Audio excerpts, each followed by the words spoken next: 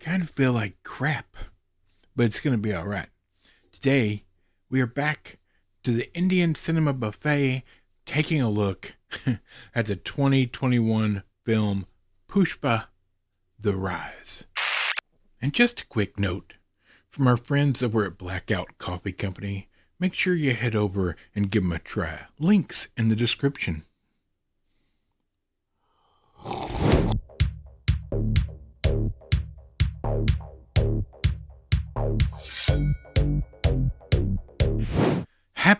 Happy Friday. That's right, the end of the work week. It's on its way out the door. Just a few short hours and the weekend will be upon us. I hope your week was great. I hope it was better than mine. I've been a little under the weather, but here we are, even so. We have a great movie to look at today. Super long, super awesome Indian cinema, my friends. Don't go anywhere at all because you will want to hear about this. This is amazing. Fantastic. We're talking about Pushpa, and we're going to get right into it. So let's take a look. Pushpa, The Rise, Part 1, 2021. 2 hours and 59 minutes. That is correct. This is a 3-hour, just a joyous movie.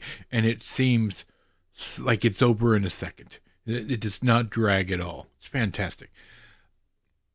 A laborer rises through the ranks of a red sandalwood smuggling syndicate, making some powerful enemies in the process. Yeah, basically, this is the origin story for this guy. Directed by Sukumar, I'm assuming I'm saying that correctly, written by him as well, and also Srikanth Visa, Hassan Shakiran. I believe I said that. I apologize if I got him wrong. Arkansas. All right. Starring Allu Arjun, Elon Musk, I don't know, Fasil something, Fahad Fasil maybe, Rashmika Mandana. I'm telling you, my apologies. I hope I got at least one of those right.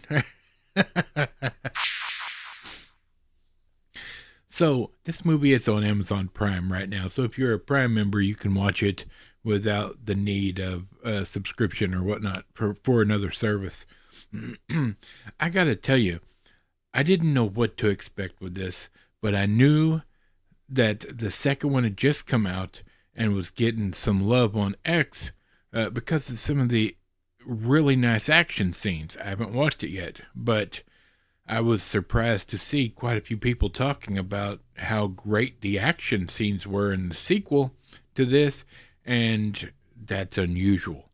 As much as I love Indian cinema, and I believe the action scenes and setups are fantastic, and that Hollywood could definitely learn something from Indian cinema as a whole, it's rare to see it being talked about by normies.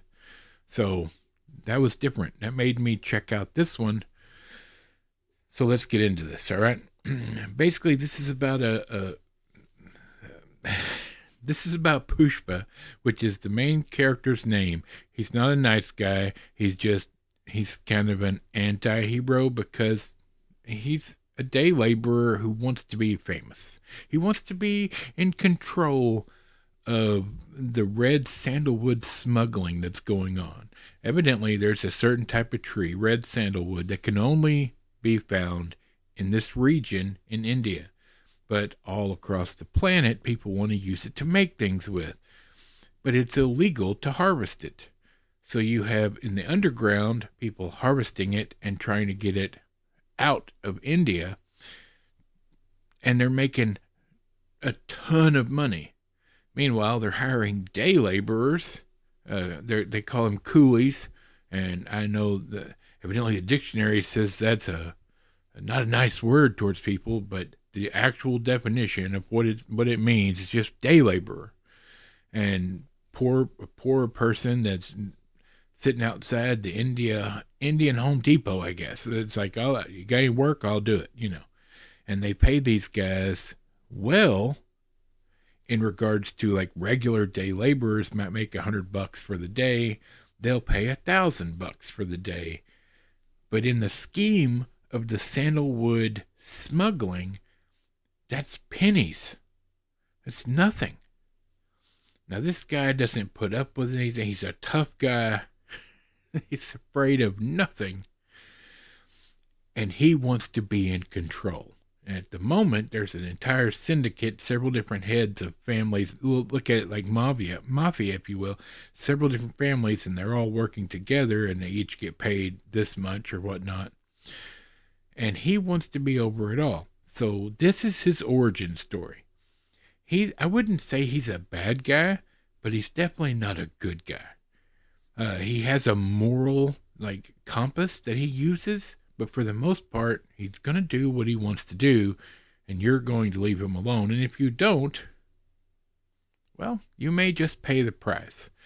The opening scene of this movie is an animated view of all about red sandalwood and where it's going and where it's coming from, etc., which I thought was brilliant because that's a lot cheaper than filming that entire intro. And then it opens right up on an action scene that's in the future. Basically, it's later on. So then it comes back to the beginning. It sounds good. It's not a promise. It's a great, great intro to meet Pushpa and see what he will put up with and what he won't.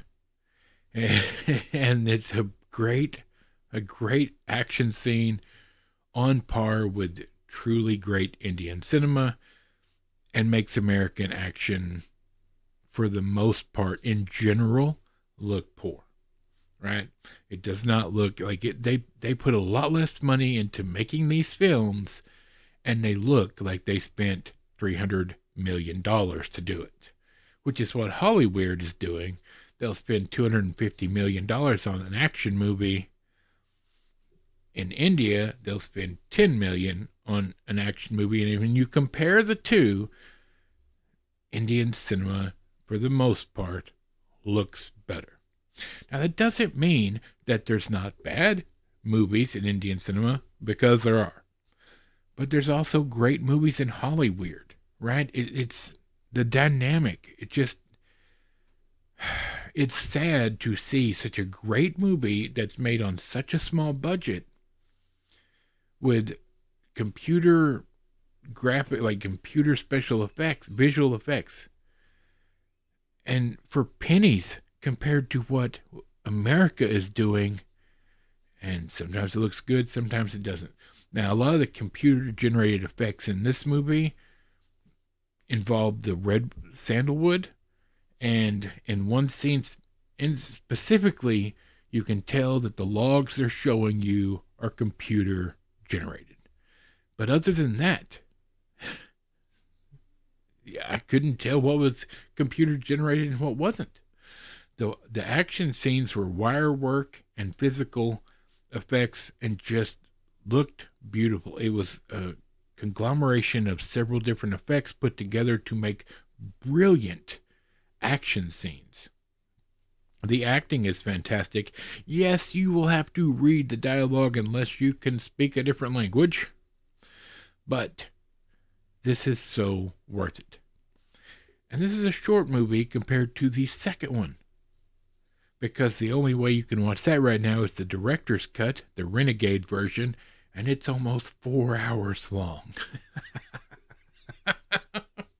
I can't wait this weekend. I'm already buying popcorn, my friends. But that's going to be a long movie. We're going to see. I hope the action is comparative, if not better. Because, man, if you're not watching certain things like this, I'm telling you, you are really missing out. Yes, it's a struggle sometimes to read what they're saying on the screen and pay attention to what you're seeing.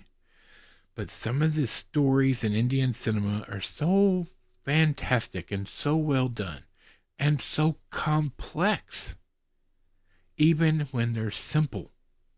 Like, there's depth to every single character and what they're going through, and they show it to you on the screen. It's just a different dynamic. All right. Hey, I get it. Y'all are ready to start the weekend, and so am I. This, for me, was a 5 out of 5. My friends, I loved it. I loved every minute of it. I was sad to see it end, but fair warning. It ends right as where it ends, there's no ending. It just kind of stops at a certain point. So we'll see what happens when they pick it up in 2. And I have a feeling that 2 will end sort of the same way. This is called The Rise because it's the origin, and the second one is called The Rule. So I'm assuming the third one, when it comes out in a couple of years, will be the end of the reign. All right? Who knows? But I'm here for it. And I can't wait to see it. And you shouldn't either. If you want to watch these, this one is on Amazon Prime. The second one is on Netflix. So, there you go. For Michael, the microphone, Bob, squeaky chair in the back, and this big fat Indian cinema loving nerd, we will see you later.